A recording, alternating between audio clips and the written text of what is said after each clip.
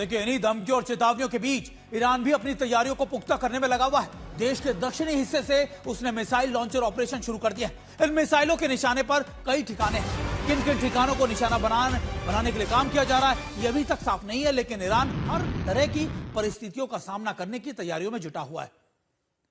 और देखिए, कई ऐसी सांकेतिक तस्वीरें भी लगातार ईरान की तरफ से जारी की जा रही हैं, जिसमें दिखाया जा रहा है कि वो अपने मिसाइल लॉन्च पैड्स को लगातार मजबूत कर रहा है और दक्षिणी इलाकों के अंदर ज्यादा मजबूती की जा रही है।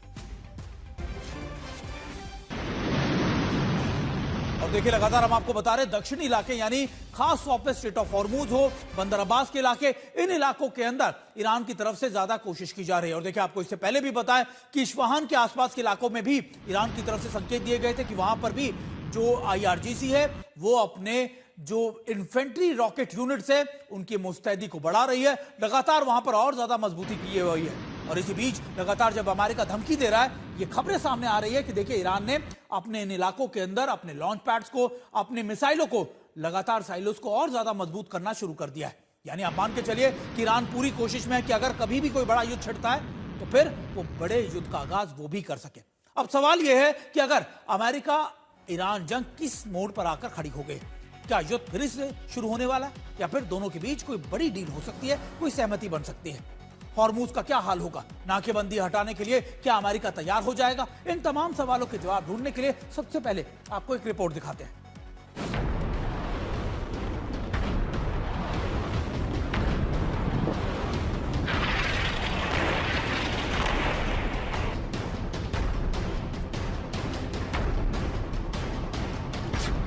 डील पर अब आर पार, ट्रंप की मंजूरी का इंतजार।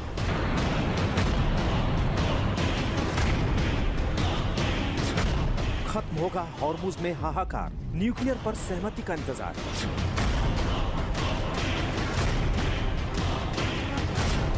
साठ दिन के लिए पड़ने वाला है युद्ध विराम।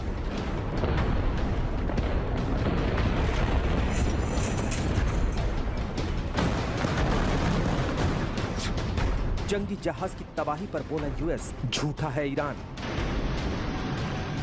कहने को सीज फायर है, लेकिन दोनों ही ओर से मिसाइलें दागी जा रही हैं, अमेरिका की ओर से भी, ईरान की ओर से भी।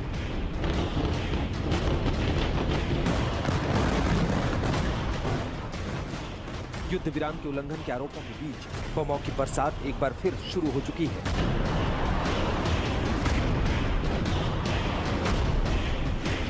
लेकिन बैकडोर डिप्लोमेसी की कोशिशें रुकी नहीं है। कई देशों की मध्यस्थता भी तेजी से रंग लाती दिख रही है। सबसे बड़ा संकेत मिला है अमेरिका की ओर से। इन संकेतों के आधार पर आसार इस बात के हैं कि जल्द ही सीज फायर को 60 दिन और बढ़ाने को लेकर आधिकारिक ऐलान किया जा सकता है। वैसे जेडी वेंस ने साफ कहा है कि वो ईरान के साथ डील के बेहद करीब है। इतना ही नहीं, हॉर्मुज में जहाजों की आवाजाही को लेकर न्यूक्लियर डील तक पर वेंस ने अपने पत्ते खोले हैं। If you look at what we've already accomplished here, assuming that we're able to get to a final agreement here, we're reopening the Straits of Hormuz. We've already decimated their conventional military, and we're in a position where we could substantially set back their nuclear program, not just during the term of this president, but over the long term. That's a very, very good thing for the American people. So we're not there yet, but we're very close. We're going to keep on working at it. Thank you, guys. Have a good evening. उधर Trump ने एक बार फिर अपनी पीठ थपथपाई है। उन्होंने दावा किया है कि ईरान के पास ना तो नेवी बची है, न एयरफोर्स। अमेरिका ने चुन चुनकर उनके जंगी जहाजों और युद्धपोतों को तबाह कर दिया है। इस बीच ईरानी मीडिया ने दावा किया कि बुशहर के पास जोरदार धमाकों की आवाज सुनी गई। ये आवाज अमेरिका के एक जंगी जहाज के तबाह होने की थी। कुछ ही देर में यूएस सेंट्रल कमांड सेंटकॉम ने इस दावे का खंडन करते हुए कहा कि अमेरिका के किसी भी एयरक्राफ्ट को कोई नुकसान नहीं पहुंचा है और ईरान का दावा पूरी तरह गलत है। इन दावों के बीच डील को सील करने की कोशिशें आखिरी दौर में बताई जा रही हैं।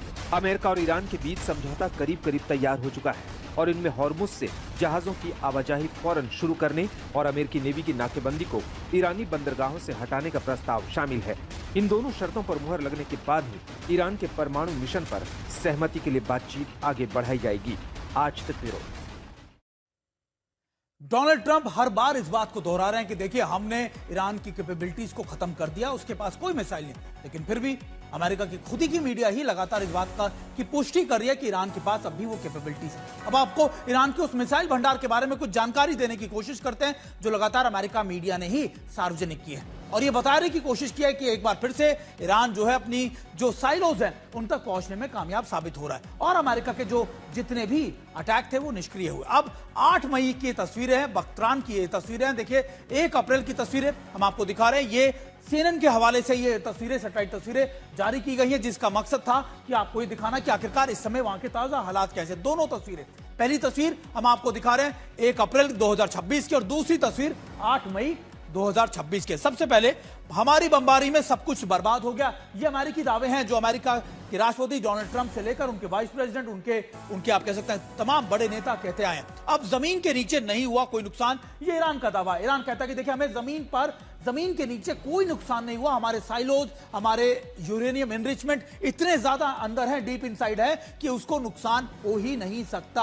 और ये दोनों तस्वीरें देखकर आप समझ सकते हैं कि देखिए पहली तस्वीर अगर आप देखें आपको सामान्य नजर आ रहा होगा, और कहा यह जा रहा है कि देखिए एक बार फिर से ईरान जो है अंडरग्राउंड अपने साइलोस में पहुंच बनाने के लिए, यानी जो बम्बारमेंट के दौरान उसके जो सरफेस बर्बाद हुए थे अब उनके नीचे जाकर इन साइलोस से अटैच होने की कोशिश कर रहा है। और ये तस्वीरें दिखा रहा है कि देखिए बम्बारमेंट के बाद या बम्बारमेंट के दौरान किस तरीके से नुकसान B-2 बॉम्बर्स की तरफ से पहुंचाया गया था। ये 1 अप्रैल की तस्वीरें है, लेकिन दूसरी तरफ जब आप तस्वीरें देखते हैं 1 महीने बाद की, तो आपको नजर आता है कि देखिए दोनों तस्वीरों में क्या फर्क है।